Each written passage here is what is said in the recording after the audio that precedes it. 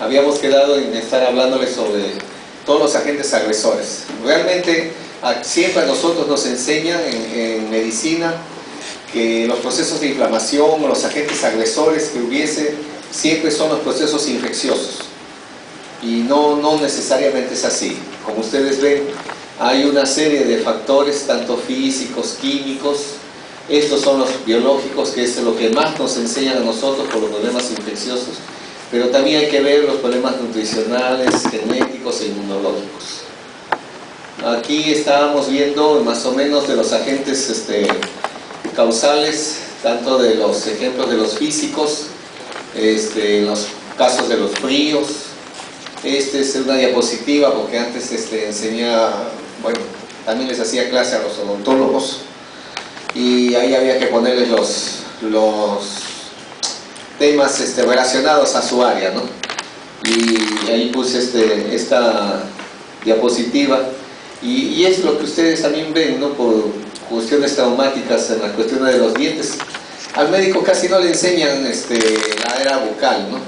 Con la justa nos enseñan que hay 28 estructuras dentarias y ahí terminó todo. El resto de este campo le dejan al odontólogo. Al estar enseñando un poco a los odontólogos patología, viene a ser casi lo mismo, ¿no? De la enseñanza, pero se encuentran una serie de cositas que el médico a veces no le hace caso. Y es interesante, ¿no? Pero ya me salí de enseñarle a los odontólogos, 25 años enseñándoles a ellos. Bueno, un poco más, a ustedes estoy enseñando 31 años. Entonces, en esto, fíjense, ustedes no se han dado cuenta, pero los dientecitos sufren un desgaste. Si ustedes fíjense en sus abuelitos, cómo también se va desgastando la parte dentadura en la parte inferior. Y ahí ponía un poco del ejemplo de las lesiones que puedan haber traumáticas. Ahí un poquito, ¿ves? De las abrasiones que a veces hay y a veces se toman los otros aspectos que hay. Las quemaduras por radiación, estábamos viendo nosotros ayer que pudieran encontrarse tanto con lo que denominamos caries por radiación, pero este es el vaso, este es un vaso, y cuando a veces la persona no muere, internamente sufre lesiones.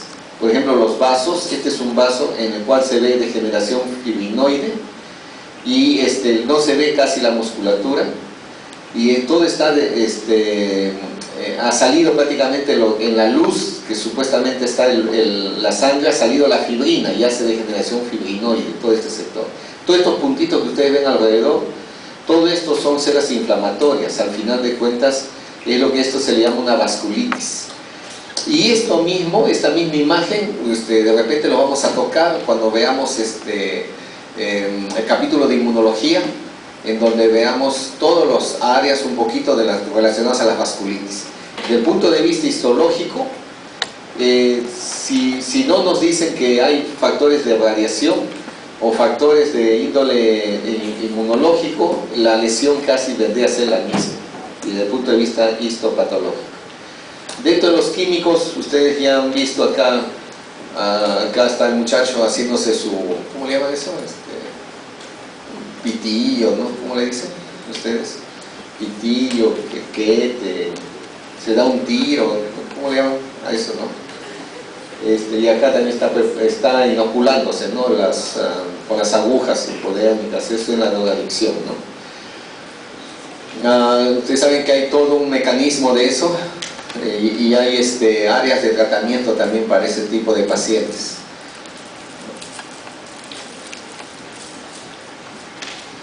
A la parte química, siempre vemos esta parte, el alcoholismo, el alcohol, lo que puede degenerar en esteatosis hepática. Lamentablemente a veces puede degenerar en esto, ¿no? El riñón, que ustedes lo ven acá como lóbulos, medios como lóbulos. Esto son por los procesos de inflamación versus reparación. Es decir, se forma después vamos a ir viendo cómo la inflamación, que es un proceso de defensa, y después de la reparación, que es la cicatrización, tiene un factor de inhibición. Entonces cuando se elimina el factor inflamatorio viene lo que es el proceso de reparación y ahí termina. En este caso, en lo que es la cirrosis sucede un problema como de disco rayado, un poco para que me entiendan. Esa es una situación en la cual está sin parar. Prácticamente hay factores de liberación de inflamación y factores de liberación de fibroblastos. Entonces el factor de liberador de fibroblastos, que está dado muchas veces por los monocitos y las células plasmáticas, no tiene un cuándo detenerse. Ese factor liberador de fibroblastos sigue en secuencia, o sea, sigue el factor de inflamación más sigue el factor de fibrosis, y es una inflamación, fibrosis, hasta destruir casi todas las células hepáticas que hay en el hígado. Por eso es que el hígado, en una primera instancia en esta enfermedad, se agranda por el proceso inflamatorio y después se hace pequeño por el proceso de la fibrosis. Lamentablemente, cuando ya está en fibrosis, ya no hay células hepáticas, entra insuficiencia hepática y la causal es la muerte. Felizmente hay sobrevida de ello, porque esto se alivia con el trasplante, ¿no? En el trasplante ya con eso tienen un mejor porvenir este tipo de pacientes. Este es todo lo que ustedes estudian en farmacología. Los medicamentos, jóvenes, como ya les dije, si bien es importante su curso de farmacología que lo están llevando ustedes ahora, entrénense bien y aprendan bien lo que es las dosis, jóvenes. Y creo que todo profesor que enseña farmacología le pone mucho énfasis en lo que es las dosis, porque si no saben ustedes las dosis, actúan como agentes agresores y ustedes mismos están haciendo daño o provocando una enfermedad. Cuando un profesional médico provoca una enfermedad, se le denomina las iatrogenias, ¿no? Y eso a veces es denuncias y es punible, entonces está sujeto a pena. Entonces tengan mucho cuidado en eso. Todo medicamento deben saber ustedes utilizar bien la dosis y hasta cuándo también. Y también cuándo usarlo y cuándo no. Aquí hay una dentadura que está toda pintada, ¿no? Eso es porque se usan las tetraciclinas. Y las tetraciclinas no se usan en niños. Los antibióticos, porque puede ser este tipo de colorantes, y ya no se elimina y te puede denunciar la familia y todo. Bueno, acá están los que son los biológicos, que son las virus, bacterias, bueno, todo lo que puede encontrarse. Los hongos que pueden encontrarse también en dicho sector. Los nutricionales, ¿no? Tenemos ahí por el sexo y por déficit, ¿no? Bueno, la distribución de alimentación no está equilibrada a nivel mundial. Ustedes saben bien que hay sectores de países en los cuales hay exceso de nutrición. Este es un caso de África. Y ahí está la otra contraparte, ¿no? El exceso al revés, ¿no? Los factores genéticos. Cuando se habla de medicina, cuando se habla de la patología, se habla de dos áreas. Hablan de patología ambiental y de patología genética. Pero en la actualidad ya tratan de aplicarlo, que también la patología ambiental influye en la parte genética.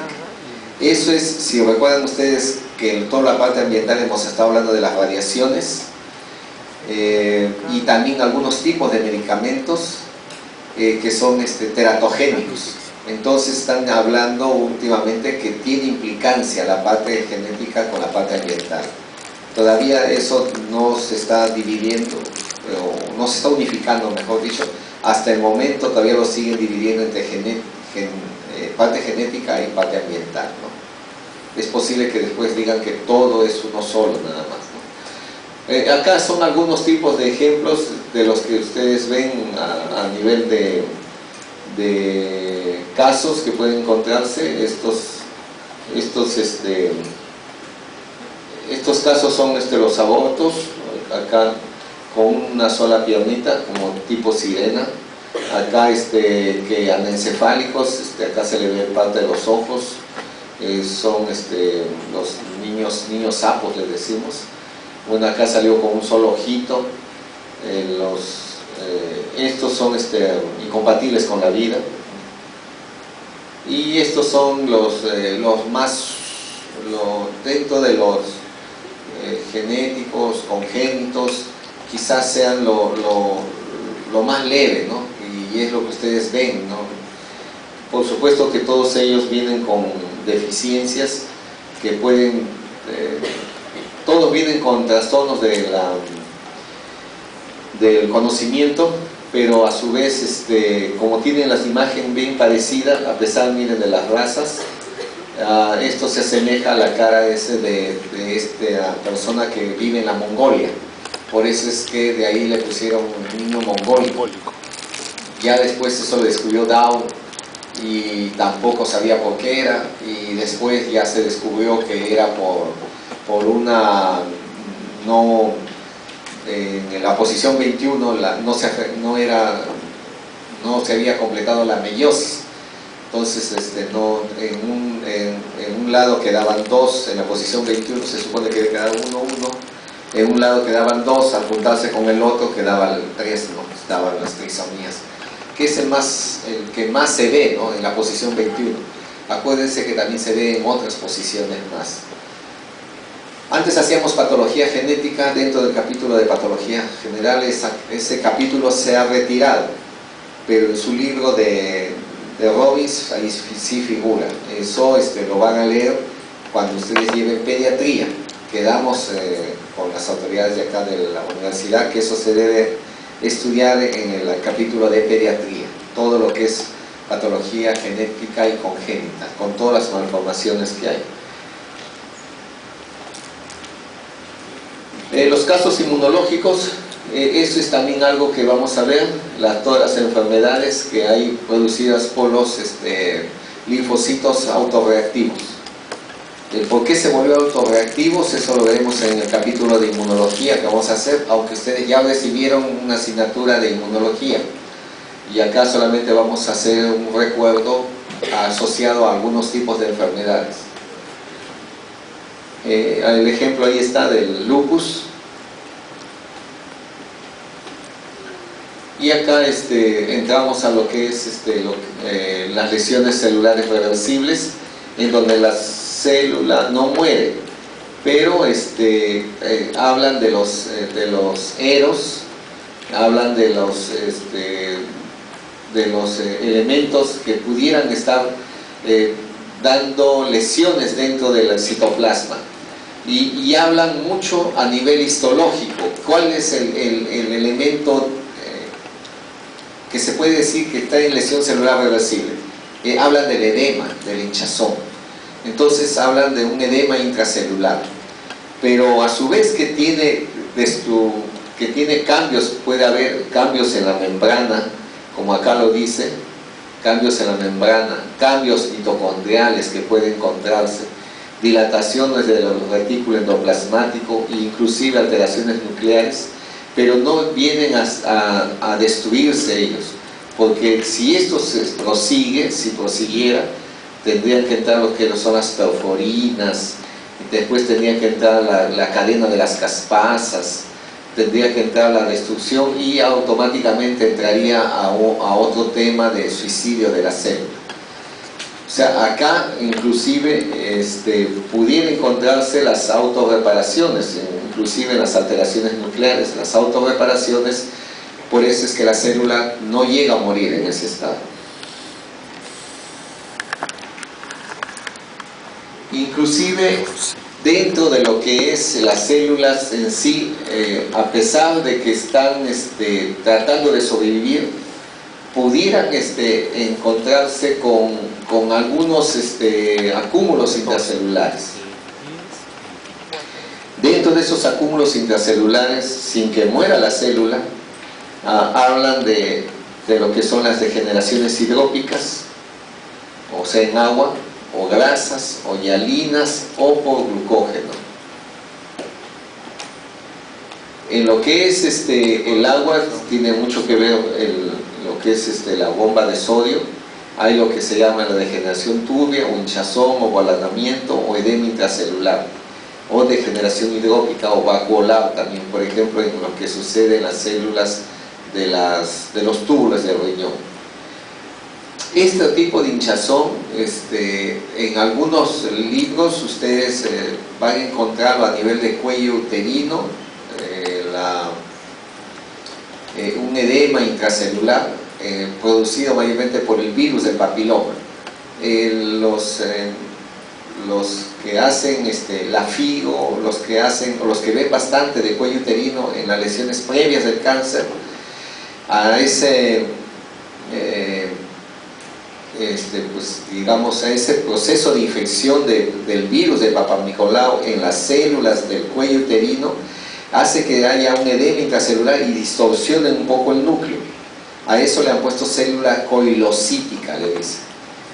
De repente, cuando ustedes lean en la parte del cuello uterino, van a encontrar ese término de célula coilocítica. La célula coilocítica no viene a ser más que esta parte también de balonamiento o edema intracelular, ¿ya? Les explico eso porque de repente ustedes se pongan a leer esa parte y no sepan qué es una explicación al respecto, pero ese vendría a ser la explicación, el edema intracelular que hay en la célula coilocítica, con distorsión un poco del núcleo, de la forma del núcleo. Bueno, acá está más o menos un esquema en el cual se ve la célula normalmente, cómo se va acumulando el agua con el problema del sodio. Continúa la regresión, se forma como especie de burbujas y esto hay el balonamiento, hinchazón celular, ¿no? Aquí este es el ejemplo un poco de las células del túbuli, del riñón. Como tiene el agua, no colorea mucho, no capta mucho el colorante, entonces se ve todo tenue, todo alrededor tenue, ¿no? Todo como si fuese con poco colorante, ¿no?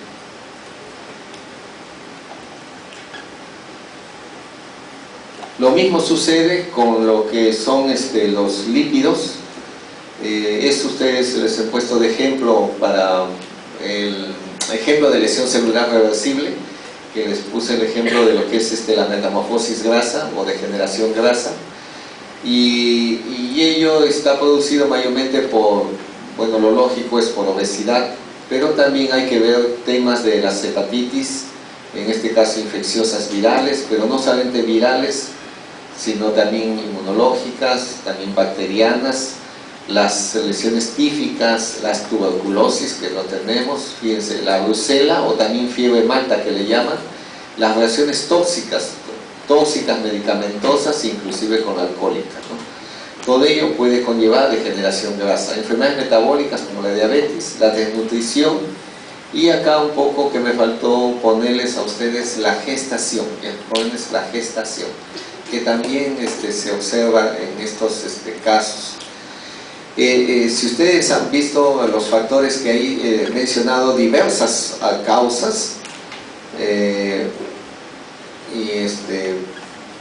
pero aún así no sabemos muy bien a cabalidad por qué se da.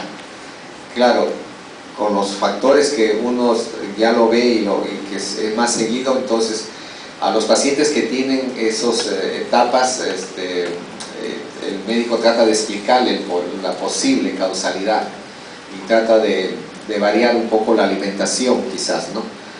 Pero es bueno que ustedes sepan todas estas variaciones. El esquema es muy semejante a lo que es del líquido del agua. Entonces acá son gotitas de líquido, ustedes habrán visto en su práctica, ven ustedes la célula hepática con su núcleo, su citoplasma, y a algunos alumnos yo le preguntaba, ¿tiene un solo núcleo o tiene dos núcleos? Todos me decían uno, salvo algunas excepciones que me decían dos. Puede tener hasta dos núcleos, jóvenes, si es normal, ¿ya? Pero lo curioso era de que en su citoplasma, a pesar de que esta célula metaboliza la grasa, no lo hace. El por qué no lo hace, ese es el que está en proceso del estudio. Hay algunos alcances en el libro que están mencionando por ciertos tipos de déficits de enzimáticos, pero lo lógico y lo cierto es de que estos comienzan a acumularse, estas grasitas se acumulan, como cuando ustedes ponen gotitas de grasa en el agua, unen dos gotitas y van a ver cómo se vuelve una gota más grande, un poco más, y inclusive lo desplaza al núcleo hasta un extremo, y lamentablemente este citoplasma que está acá no funciona, no hay acá citoplasma, pues ustedes ven acá que no hay, y esta célula ya no hace su función que debe hacer. Eso multiplíquelo por todas las células que hay, y entramos a la insuficiencia hepática. Cuando un hígado está graso casi en su totalidad, el hígado con tanta grasa que hay así de esto, es amarillo, ya no se ve rojo vinoso, clarito se ve un hígado así amarillo, totalmente amarillo se ve. En la ecografía se ve así un poco como el mandil, así blanco se ve. El hígado en la ecografía debe verse como de pulmón, medio oscuro, ¿no? Todo eso, pero si se ve en la ecografía así medio blanquecino, como un velamiento, ese es por esteatosis, indirectamente, ¿no? En la ecografía. O cuando vayan al hospital, vean ustedes la ecografía, así se ve. Acá está un poco la imagen, ustedes ven acá los hepatocitos y cómo es que este sangrado ya un poco más extremo, fíjense, casi todo está casi tomado, y siempre se encuentra un infiltrado de linfocitos, y casi en todas las muestras de histología que a veces uno ha revisado, y he visto de muchos de estos casos, es como si el linfocito estuviese ahí atento, ¿qué cosa está ocurriendo con esta célula hepática? ¿Por qué está cambiando? Algo está pasando. Entonces siempre vemos linfocitos casi alrededor de todas estas células. Acá está un acercamiento, ustedes ven acá, pero si ustedes ven acá los núcleos de estas células, aquí hay linfocitos, ¿no? Uno que otro metido ahí, los linfocitos escasos, a veces se forman masas como en esto, ¿no? Esta es una vena cefaloboliviana. Igual, también sucede en los casos de las proteínas. Acá hay el ejemplo un poco de lo que son a nivel de los hepatocitos, estos los degeneraciones de hialinas, que son las proteínas denominados, hemos visto en casos de desnutrición, de hepatitis, que le denominan cuerpos hialinos. Bueno, Mallory fue el que lo describió, y en la fibra amarilla lo describió Kuhlsheim, ¿no? Por eso le puso su nombre de cuerpos de Kuhlsheim. También podemos ver en los hidratos de carbono el mismo problema de lo que se ve de los lípidos, también se ve en las proteínas, hidratos de carbono. Esto es la glucogénosis. Esto fue descrito por este personaje, von Kierke, y el ejemplo que está puesto acá es unas células del miocardio. Todas estas son células del miocardio, aparentemente todo normal, y así debería de verse. Acuérdense su núcleo central, sus estrías, sus ramificaciones con tejido conectivo donde pasan los vasos y todo lo demás. Si ustedes ven la contraparte, ustedes lo ven como si tuviese el núcleo central y las áreas medias claras, ¿no? Todas estas claras. Y entonces acá hay el depósito del glucógeno, ¿no? En esto se ve este es el otro descrito por la enfermedad de Pompe, también se ve igual. Todos ellos tienen deficiencias. Ya se ha visto ya que, por ejemplo, en el de von Kierke es una deficiencia de glucosa 6-fosfato, fosfatasa, glucosa 6-fosfatasa. Son trastornos enzimáticos. O sea, dicho en otras palabras, aparentemente nacemos todo normal, pero tenemos deficiencias de algún tipo de enzima. Entonces a estos niños que nacen con este tipo de deficiencia de enzima van a llegar a acumular el glucógeno.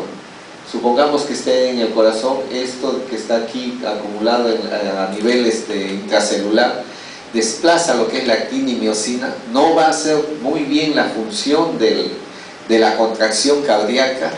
Esta área que no va a hacer muy bien la función de la contracción cardíaca va a ser suplida por otras áreas que entran en hipertrofia de la musculatura. Eso ya lo van a aprender ustedes por fisiopatología.